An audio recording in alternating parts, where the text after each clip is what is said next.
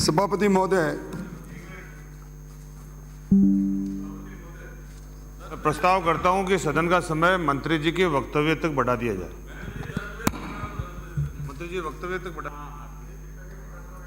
सभापति महोदय, 15वीं विधानसभा का यह दिन इसलिए याद किया जाएगा कि इस सत्र का यह पहला दिन है जब एक जन समस्या से रूबरू होकर लगभग 3 दर्जन मान्य सदस्यों ने अपने विचार यहाँ व्यक्त किए। यह सही है सभापति महोदय, बिजली एक ऐसी व्यवस्था है जो आम आवाम से जुड़ी है। और आज मैं सुन रहा था पक्ष और विपक्ष दोनों के तर्क चाहे कुछ भी दें, अंत में समवेत एक स्वर निकला कि राजस्थान के अंदर बिजली और बिजली विभाग की व्यवस्था ठीक नहीं है। मैं मेरी बात को आगे बढ़ाऊं इससे पहले मंत्री महोदय, मुझसे आपसे शिकायत है। मैं साक्षी रहा हूं सभापति महोदय आपकी सदारत में कई बार इस विधानसभा में बिजली और पानी की बहस के अंदर भी मैंने सदन को बैठे भी देखा है, विचार व्यक्त करते भी देखा है और अफसर गैलरी को भरी हुई भी देखा है। बिजली की समस्या पर चर्चा हो और जिले के और आपके एमडी तक नहीं आए, मैं समझता हूं मान्य सदस्यों ने जो विचार व्यक्त किए मंत्री महोदय, वर्बटंग उसको पढ़कर उस पर निश्चित तौर पर आपको विचार करना चाहिए।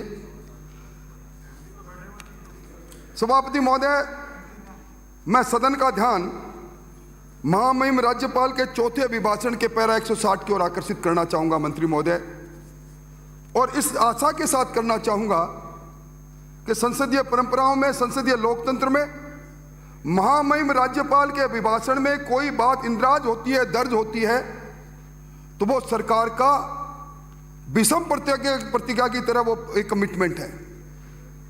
उसमें उन तथ्यों के बारे में वो इतने सिक्रोसेंट होते हैं कि उनके बारे में कोई चर्चा नहीं कर सकता।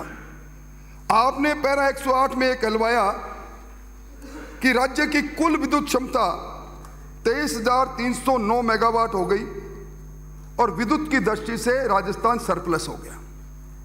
बधाई आपको। और उसके बाद 2022-23 के बजट में पैरा 73 में मुख्यमंत्री जी ने यह कहा, किसान साथियों, रात को मैं सिंचाई की समस्या से निजात दिलाने के लिए मैंने 16 जिलों में 2 बारी में दिन में बिजली उपलब्ध कराई है। शेष 17 जिलों में आगामी 1 वर्ष में बिजली उपलब्ध कराऊंगा। और आपने कृषि विद्युत वितरण कंपनी बनाकर गुणवत्तापूर्वक सस्ती सुलभ बिजली उपलब्ध कराने का दावा भी उस बजट में किया। मैं आपसे निवेदन करना चाहूंगा, ये जो 23,309 मेगावाट है, सभापति महोदय यहां सब चर्चा हुई, सदन में चर्चा हुई, कोयले के बहाने से यह कहा गया कि कोयला दिल्ली की सरकार नहीं दे रही, कोयले की कमी है। मैं सदन के सम्मुख ये बात रखना चाहता हूं कि 23,309 मेगावाट में हमारे जो थर्मल पावर हाउस है मंत्री महोदय, उनकी कुल क्षमता है 8,597 मेगावाट। और 8,597 मेगावाट, मुझे बड़ा खेद है कहते हुए कि पिछले 1 महीने से लेकर 9 महीने में आंकड़े लेकर आया हूं, 4,245 मेगावाट के थर्मल पावर प्लांट आपके तकनीकी कारण से, रख रखाव के कारण से और कोयले की कमी से आपके बंद रहे। बंद का अंतराल भी सभापति महोदय, मुझे समय थोड़ा दिया, मैं बताऊं तो आपको अचरज होगा, जिसमें हमारे कितने पैसे लगे। आज 125 मेगावाट की गिराल पर यूनिट बनी है। मैं समझता हूं 2017 से लगातार बंद है। 330 मेगावाट की धौलपुर गैस, वो तो 3 वर्षों से बंद है। और ये जो आपकी सूरतगढ़ की थर्मल पावर्स की 1500 यूनिट की जो है, उसमें से 1 से लेकर 6 यूनिट। मंत्री महोदय, मुझे एक बात बता देना कि आपकी सारी यूनिट कब कब चली। मैं आपसे इतनी बात कर रहा हूं कि ये बात सही है, आपके डिस्पैच और आपकी एलडी के आंकड़े ये कह रहे हैं 1 अगस्त 2021, मैं जुम्मेवारी से कह रहा हूं सभापति महोदय, 14 महीने से लगातार पूरे राज्य के अंदर जो बात माननीय सदस्यों ने कही, 4 घंटे से लेकर 8 घंटे तक विद्युत की कटौती हुई और हमारी मैक्सिमम ये एलडी चार्ट जारी करता है, मैक्सिमम जो पीक आवर्स पर जो लोड हमारा रहा, यहाँ ऑफिसर गैलरी में बैठे माननीय अधिकारी लोगों को मालूम होगा, वो था 6 सितंबर 2022 को 14,858।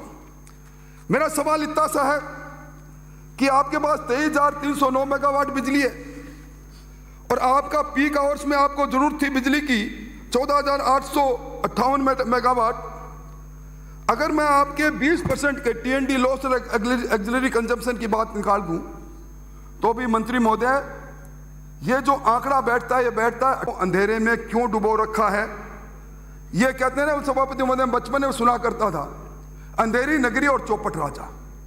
मैं राजा के बारे में टिप्पणी नहीं करूंगा, क्यों राजा का शासन जब बदलता नजर आता है तो उस पर टिप्पणी करना उचित नहीं है भाद्रा से आने वाले मान्य सदस्य। पर नगरी अंधेरी रही, अंधेरी नगरी शिखर अंधेरे में डूबा रहा, मैं समझता हूं चूरू अंधेरे में डूबा रहा। ये सारा दंश हमने झेला और मैं निवेदन करना चाहता हूं मंत्री महोदय, सूरतगढ़ की पावर की थर्मल पावर की unit number 7 660 megawatt, Suratgarh unit number 1 250 megawatt, Kota की 210 मेगावाट, छबड़ा की यूनिट 4 250 मेगावाट, बरिंग सेंसर की 125 मेगावाट और अडानी पावर प्लांट ये इस 1200 मेगावाट में 700 मेगावाट। और मुझे अफसोस इस बात का है कि अभी समाचार पत्रों में समाचार आया, काली सिंध में जो हमारी यूनिट है 1200 मेगावाट, मैं आगे बताऊंगा कि उसमें घटिया कोयला आया और उसका उत्पादन घट के 1200 मेगावाट का 600 रह गया।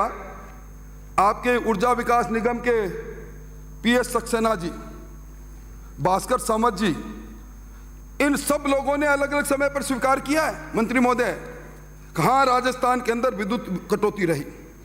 मैं समझता हूं कि इन सारी बातों को लेकर जब मैं बात करता हूं सभापति महोदय, ये जो टीएनडी लॉस इन सबको मिलाकर जो मैं देखता हूं, मैंने पिछली बार भी सदन में कहा था, ये एनर्जी एक्सचेंज से राजस्थान से बाहर आपने 2019-20 में हम सरप्लस स्टेट हैं तो भी 12,470 करोड़ रुपए की बिजली खरीदी, 2020-21 में 13,793 की बिजली खरीदी। सभापति महोदय, ये भ्रष्टाचार का जो तांडव है ना बिजली खरीदने में, कोयला खरीदने में, इसका कोई मुकाबला नहीं है। 4 रुपये 83 पैसे प्रति यूनिट से बिजली खरीदनी आप चालू करते हो, 17 रुपए तक रुकते हो। ये तो इस बार केंद्रीय विद्युत नियामक आयोग ने कैप लगा दी, 12 रुपए प्रति यूनिट से ज्यादा बिजली नहीं खरीदोगे, इसलिए थोड़ी सी आपकी रही। और मैं समझता हूं कि ये जो सारा प्रबंधन आपका है, अब बिजली की दरों में जब जब अंतर आया सभापति महोदय, मुझसे पहले एक वक्ता सही कह रहे थे, कोयले के दरों में अंतर आता है, वेरिएबल कॉस्ट में जाता है, बिजली खरीद के अंदर आता है, वेरिएबल कॉस्ट में आता है। ये सारा पैसा वेरिएबल कॉस्ट के नाम पर सारा पैसा राजस्थान के उपभोक्ताओं को देना पड़ता है। और अभी मैं एक बात की और मंत्री महोदय जरूर आपको कहूंगा, मुझे आपकी निष्ठा पर शक नहीं, पर ये अडानी जी, ये तो आपने ट्रेडमार्क हमारा लगा रखा है, भारतीय जनता पार्टी अडानी की बात करते हो। अडानी जी पर इतनी मेहरबानी क्यों? अभी इंडोनेशिया से कोयला खरीदने की बात आई, आपके पास 2 फर्म थी, एक फर्म को आपने टेक्निकल आधार पर आउट कर दिया और सिर्फ सिंगल टेंडर 1042 करोड़ का सिंगल टेंडर, राजस्थान में अब तक सबसे महंगा कोयला 18,000 मेट्रिक टन से खरीदा गया, आरटीपीपी एक्ट की धज्जियां उड़ा दी और 5,79,000 मेट्रिक टन कोयला आपने अडानी जी को ऑर्डर कर दिया। और मैं समझता हूं ये जो इलेक्ट्रिसिटी एक्ट की 2003 में बना वेरिएबल कॉस्ट, जो मैंने कहा महंगा कोयला, एक बार फिर मंत्री महोदय मैं आपसे पूछना चाहूंगा, ये 2021 के जुलाई अगस्त सितंबर के आधार पर, कंजम्पशन के आधार पर उपभोक्ताओं को 24 पैसे प्रति यूनिट और बढ़ा हुआ फ्यूल चार्ज का पैसा देना पड़ेगा सभापति महोदय, और इसका बिल आएगा सितंबर, अक्टूबर, नवंबर में। अभी मुझसे पहले कई लोगों ने एडिशनल सिक्योरिटी की बात की, मैं कहता हूं, चुनौती से कहता हूं, यह मंत्री महोदय ये पाप खा जाएगा। ये अक्टूबर में जब सितंबर, अक्टूबर, नवंबर के बिल आएंगे और आप बता दें औसत तौर पर भारतीय जनता पार्टी में फ्यूल चार्ज जो था वो 16 पैसे प्रति यूनिट था, मैं जुम्मेवारी से कह रहा हूं। और आपका मैं औसत निकालता हूं, 48 पैसे प्रति यूनिट आपने फ्यूल चार्ज अपने कार्यकाल में लिया है। मैं समझता हूं ये दोष किसकी है। और जिस तरह मैंने कहा कि आपने बड़ा वादा किया मुफ्त में 50 यूनिट तक की बिजली देने का, 300 यूनिट तक में हमें रियायत देने की बात कही, ना रहा बांस ना बजी बांसुरी, करंट में तार ही नहीं, बिजली नहीं तो बिजली का बिल आएगा किसके पास, किसको माफी करोगे। और मैं निवेदन करना चाहूंगा, महाराष्ट्र के बाद राजस्थान के अंदर घरेलू और इंडस्ट्रियल पावर सबसे महंगी है। आप फ्यूल चार्ज के नाम पर ले रहे हो, एडिशनल सिक्योरिटी के नाम पर ले रहे हो, फिक्स चार्ज के नाम पर ले रहे हो, पर ये शहरी सेस 15 पैसे प्रति यूनिट है कि नहीं, ये विद्युत शुल्क 40 पैसे इलेक्ट्रिसिटी ड्यूटी है कि नहीं, ये जल संरक्षण उपकर 10 पैसे प्रति यूनिट है कि नहीं, फ्यूल चार्ज जो मैंने बताया औसतन 42 पैसे है कि नहीं, और आपका TND लॉस 20% से ज्यादा है कि नहीं। इसलिए मैं निवेदन करूं, अभी आपने क्या किया सभा मंत्री महोदय, तीनों डिस्कॉम विद्युत नियामक आयोग के पास गए और उन्होंने कहा कि हमें जो अडानी जी का 7,438 करोड़ रुपया कोयले के डिफरेंस का देना है, ये जो उसमें कवई स्थित जो 1320 मेगावाट है, उसमें कोयला हमने मंगा लिया इंडोनेशिया से। मामला सर्वोच्च न्यायालय तक गया, हाँ गया, लचर पैरवाई के कारण रिव्यू पिटीशन नहीं डाली आपने। और अभी ये मैं इसलिए कह रहा हूं सदन के अंदर, 60 पैसे प्रति यूनिट आपके डिस्कॉम आपकी इजाजत से गए, आपके दस्तखत से गए, और राजस्थान के हर उपभोक्ता को 50 यूनिट का हो चाहे कोई हो, 1,39,00,000 उपभोक्ताओं को 60 महीने के लिए 5 वर्ष के लिए 7 पैसे जजिया कर अडानी का टैक्स पैसा आपको चुकाना उपभोक्ता पर डाल रहे हो। अगर आपकी गलती आपके अधिकारियों ने की, हो सकता है हमारे टाइम में भी ये बात हुई, तो आपने जांच क्यों नहीं की, आपने इसमें किसी को टांगा क्यों नहीं। आप जो लोग गलती करें MOU बनाने में, उपभोक्ता का क्या कसूर, पैसा आप सरकारी खजाने से दो। और अभी मुझसे पहले माननीय सदस्य कह रहे थे, मैं फिर आपका ध्यान 2022-23 के बजट पैरा 135 मुख्यमंत्री जी से कलवाया, 22 फरवरी 2022 तक के 9 वर्ष के लंबित 3,38,000 कृषि कनेक्शन हम जारी करेंगे, कट ऑफ डेट दे दी। और यह कह दिया पैसा डिमांड नोटिस जारी कर दिया, उस जाति के लोगों का डिमांड नोटिस आपने ले लिया, लाखों रुपए ले लिया। 19 महीनों से डिमांड नोटिस जारी होने के बाद आपने कनेक्शन नहीं किया। और आज इस टंकी योजना के अंदर क्या 1,04,000 कृषि कनेक्शन देने के लिए तीनों डिस्कॉम ने, जयपुर, जोधपुर, अजमेर ने ट्रंक के आधार पर 29 अप्रैल को 2300 करोड़ का एस्टिमेटेड कॉस्ट करके, और आपने टेंडर निकाले। किसने कहा आपको कि आप चलते टेंडर के अंदर सिर्फ एक टेलर मेड टेंडर बनाने के लिए अधिकारियों के कहने पर आपने शर्तें बदल दी। ज्वाइंट वेंचर के अंदर 50% एक के पास अनुभव हो, उसको आपने पात्र माना। फिर किसने आपको कहा कि आप उसके अंदर 41% एक के पास और 25% एक, मतलब आपने किसी को उपकृत करने के लिए राजस्थान के लोगों के साथ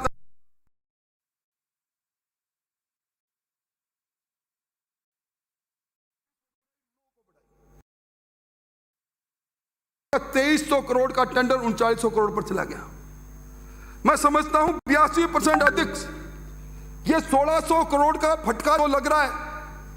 कौन दोषी है इस पर? मैं सही होना चाहता हूं, सब्जेक्ट टू करेक्शन। अगर मैं जो बात कर रहा हूं, मैं सभापति महोदय को एक्सपर्ट नहीं, पर मैं चाहता हूं इसके बारे में मंत्री महोदय बात करें। और सिक्योरिटी राशि के लिए और ऑडिट के नाम पर आप कर क्या रहे हैं? आपको ध्यान है ना कि विद्युत सप्लाई कोड बना हुआ है सभापति महोदय। विद्युत सप्लाई कोड ये कहता है कि 2 महीने के लिए विद्युत कंपनी 2 महीने के बिल के बराबर सिक्योरिटी ले सकती है, पर उसको ब्याज देना पड़ेगा। एक उपभोक्ता को राजस्थान के अंदर ब्याज दिया तो मुझे बता दो। और अब आपने कब तो ऑडिट करा ली, कब ऑडिट एडिशनल सिक्योरिटी के नाम पर एक तीसरी आ रही सभापति महोदय, पतला सा कागज उस्ताद लगा हुआ। मेरी चुनौतियां यहां बैठे सभी लोगों, घर पर जाएंगे जब देखेंगे 5,000 से लेकर 20,000 तक हुई है एडिशनल सिक्योरिटी के नाम पर। ये आपके variable cost, fuel charge, electricity duty, fix charge, मैं समझता हूं कि इस तरह की बात कब तक चलेगी। और मंत्री महोदय, मुझे मेरे समय का मालूम है, इसलिए समय की सीमा के अंदर मेरी बात को कहना चाहूंगा, पर यह कोयले की धुलाई के नाम पर जो नया भ्रष्टाचार हो रहा है, इसको रोको। आप मुझे बताओ कि ये जो महानदी सिंध पावर है, कोयले की कंपनी, इससे आपकी 1200 मेगावाट की काली सिंह में कोयला गया, और उसके बाद कहा कि 1200 मेगावाट में कोयला खराब था, इसलिए 600 मेगावाट उत्पादित कर रहा है। फिर कहा कोयले की धुलाई जरूरी है।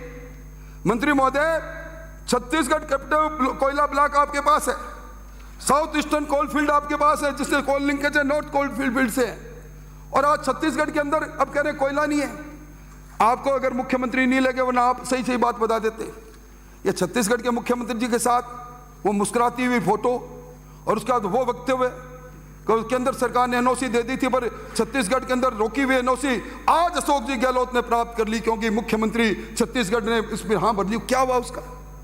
राजस्थान के लोगों को भ्रमित करने की बात को छोड़िए।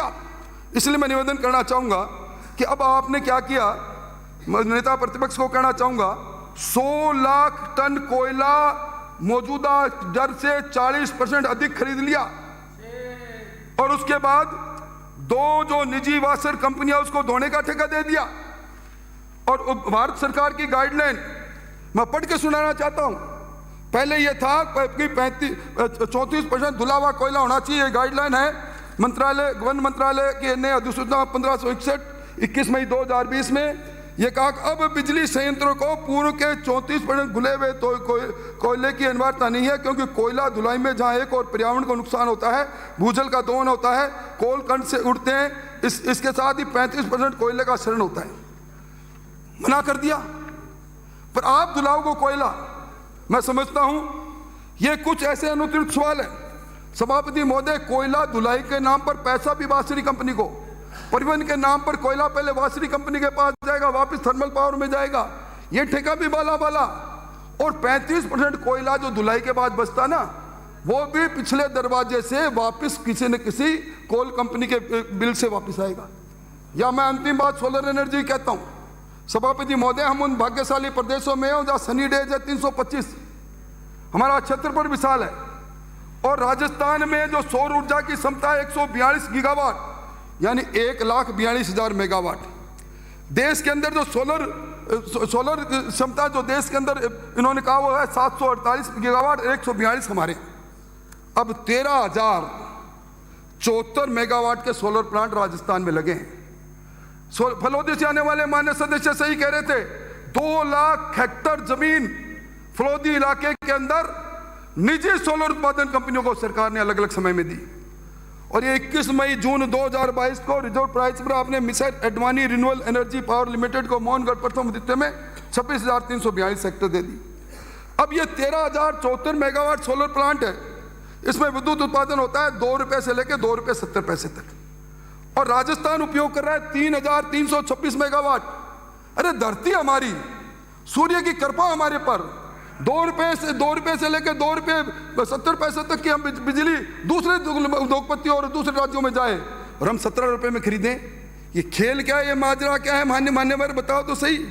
और मैं निवेदन करना चाहूंगा, इसलिए मैं मांग कर रहा हूं कि सोलर पॉलिसी 2019 है, इसको संशोधित किया जाए, और सोलर प्लांट राजस्थान में जो लगे या लगा हुआ हो, उसमें 50% कंजम्पशन राजस्थान में करने के लिए उन पर शर्त लगाई जाए, ताकि ये कोयला, सभापति महोदय आपको मालूम है कोल ट्रेडिंग और उसकी आज तो दूसरी बात हो गई।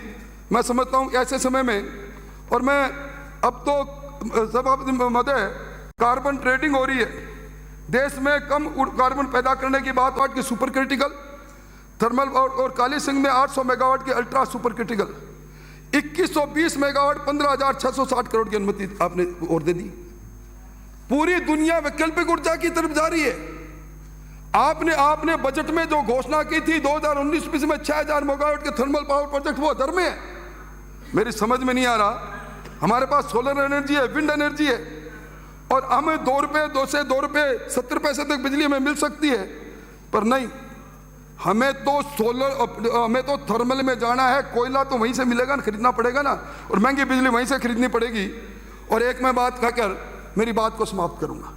मंत्री महोदय, एक एनर्जी असेसमेंट कमेटी है, उसके चेयरमैन आपके सीएमडी है। तो उसमें एक मीटिंग हुई थी आपकी 7 जनवरी 2022 की, और डिस्कॉम के ऊर्जा सचिव की अध्यक्षता में हुई एनर्जी असेसमेंट कमेटी। उसका मैं मिनट्स पढ़ रहा हूं। उन्होंने 2022-23 में प्रदेश में विद्युत की उपलब्धता में कोई कमी नहीं रहेगी, 8,972 मिलियन यूनिट बिजली सरप्लस रहेगी। मैं नहीं कह रहा, ये 7 जनवरी 2022 को आपकी ईएसी की मीटिंग कह रही है। और विद्युत नियामक आयोग में याचिका संख्या 1948/21 में आप क्या कहते हैं, 8,023 मेगावाट मिलियन यूनिट तथा 21-22 में 8,320 मिलियन यूनिट राज्य में सरप्लस रहेगी। आपकी कमेटी कह रही है। विद्युत नियामक आयोग के सामने जब आप 226 मेगावाट के पीपीए करने का प्रस्ताव लेकर गए थे, उनको निरस्त जब डिस्कॉम ने किया, नियामक आयोग ने किया, तो उसने इस आधार पर किया, जुडिशियल फैसला दिया कि विद्युत की उपलब्धता की आवश्यकता नहीं है अब आपको, क्यों आप खुद कह रहे हो। और आपने उसमें मैंने नहीं कहा, नियामक आयोग लिखता है 3 रुपए यूनिट में हिसाब से बिजली उपलब्ध है। ये सारी बातें इस बात को कह रही है कि कहीं ना कहीं दाल में काला नहीं, पूरी दाल काली होगी। और सभापति महोदय, आपके घर में रूफ टॉप में देख रहा था, रूफ टॉप लगा, मैंने भी लगा रखा है। 28,000 उपभोक्ता है राजस्थान में, 7,777 मेगावाट में रूफ टॉप से बिजली लेते हैं। आपने पॉलिसी बनाई 2019 की पॉलिसी में, कहा कि रूफ टॉप उपभोक्ता पर इलेक्ट्रिसिटी ड्यूटी नहीं रहेगी 7 वर्ष तक। आपने 60 पैसे इलेक्ट्रिक ड्यूटी लेना प्रारंभ कर दिया। नियामक आयोग ने कहा कि आप 3 रुपया 14 पैसे के हिसाब से रूफ टॉप से जो बिजली पैदा होगी उसका भुगतान करेगा संबंधित डिस्कॉम। आपने उसको कम करके 2 रुपये कर दिया। मैं समझता हूं कि आप वही हो जो 500 वर्ग मीटर से ज़्यादा के क्षेत्रफल में हमने नियामक आयोग के कहने पर रूफ टॉप अनिवार्य किया था। हॉस्पिटल हो, होटल हो, धर्मशाला हो, और नहीं करने पर 50 से 100 रुपये पर पेनल्टी की बात वर्ग मीटर की कही थी। आज क्या हो गया, ये आप सब चीज़ें आपके सामने हैं। इसलिए सभापति महोदय, कुल मिलाकर मैं कह सकता हूं कि राजस्थान के अंदर अंधेरी नगरी चौपट राजा, और इसके साथ ही यहाँ के कर्मचारी जो काम कर रहे हैं, आप मंत्री महोदय 2004 से पहले और पश्चात बाद के जो नियोजित पेंशन से वंचित सभी कर्मी हैं, जो कर्मियों ने काम किया, ओल्ड पेंशन से क्यों नहीं जोड़ते आप? क्या कसूर किया इन्होंने? इस पर भी आपको बात करनी चाहिए और आपको थोड़ा सा सख्त होना पड़ेगा। भाटी साहब, मैं आपको मूंछ ला के दूंगा, होगी तो नकली पर यूं ऊंची करके मूंछ, और बाटी बनकर बैठो सामने, फिर देखो काम होता है कि नहीं होता। जरा दम दिखाओ, राजस्थान अंधेरे में डूबा है, राजस्थान को बचाओ। इतना ही मुझे कहना था। बहुत बहुत धन्यवाद।